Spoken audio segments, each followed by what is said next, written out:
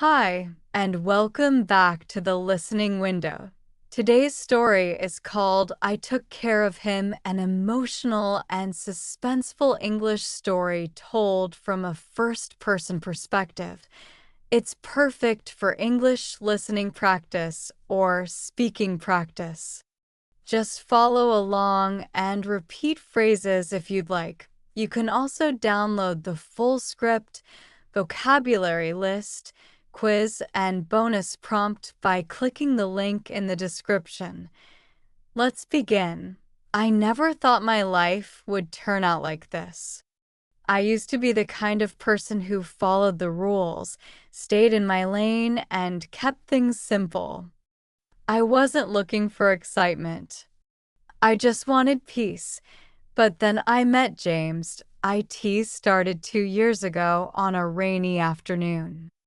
I had just finished my shift at the pharmacy and was walking home with my umbrella flipping back and forth in the wind.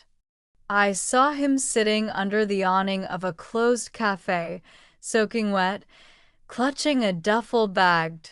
I hesitated. He looked young, maybe early 30s. His eyes were closed, and he was shivering. I could have kept walking, but something in me said stop.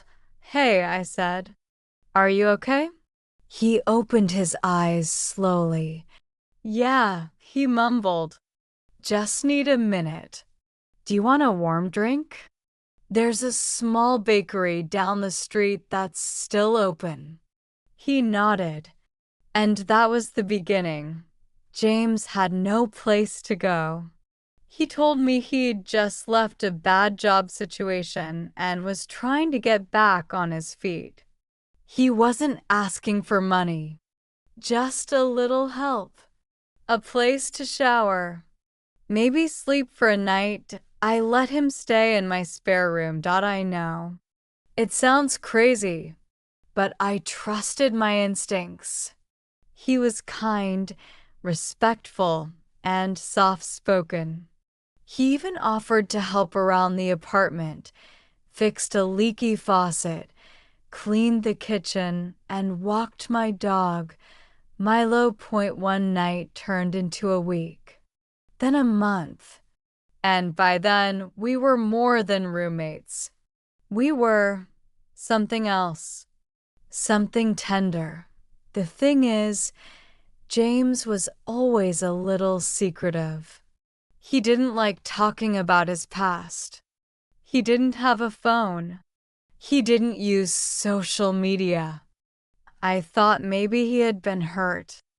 I didn't want to push, but small things started to bother me. One day, I noticed a strange scar across his shoulder.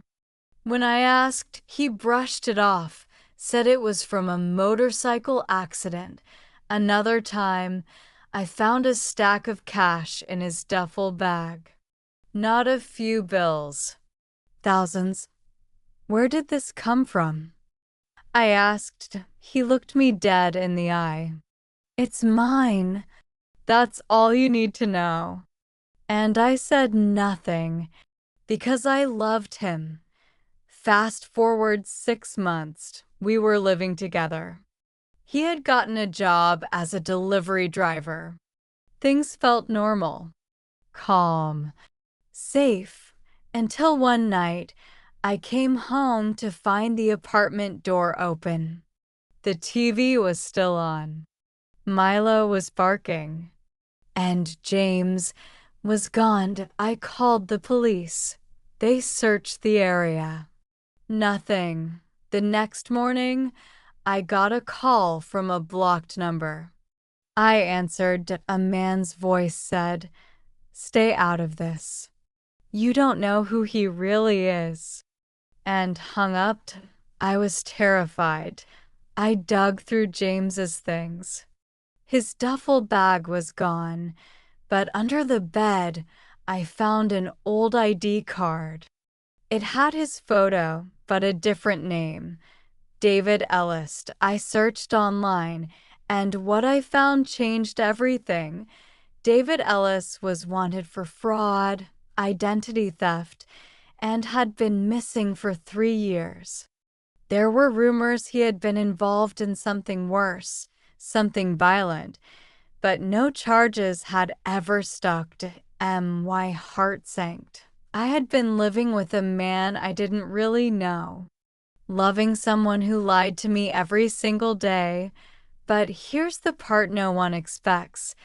I didn't turn him in. A week later, James David showed up at my door. His face was bruised, and he looked like he hadn't slept in days. I didn't want to leave, he said. But they found me. People I used to work with. Bad people. I had to disappear. Again. I stared at him. I should have called the police. I should have told him to leave, but I didn't. I don't care who you were, I said. I care who you are now. And I'll help you. And I did. I took care of him. We moved. Changed our names. Got new jobs in a small town where no one asked questions.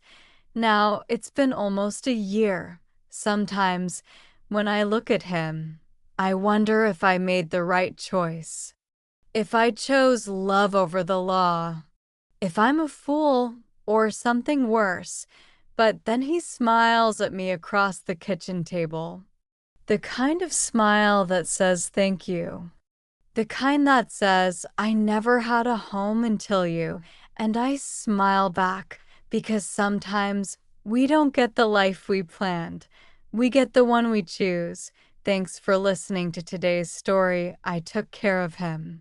If you enjoyed it, don't forget, you can download the full script, vocabulary list, quiz, and a special bonus writing prompt by clicking the link in the description. And I'd love to know, what do you think happened next? Leave your version of the ending in the comments. This is the listening window. See you next time.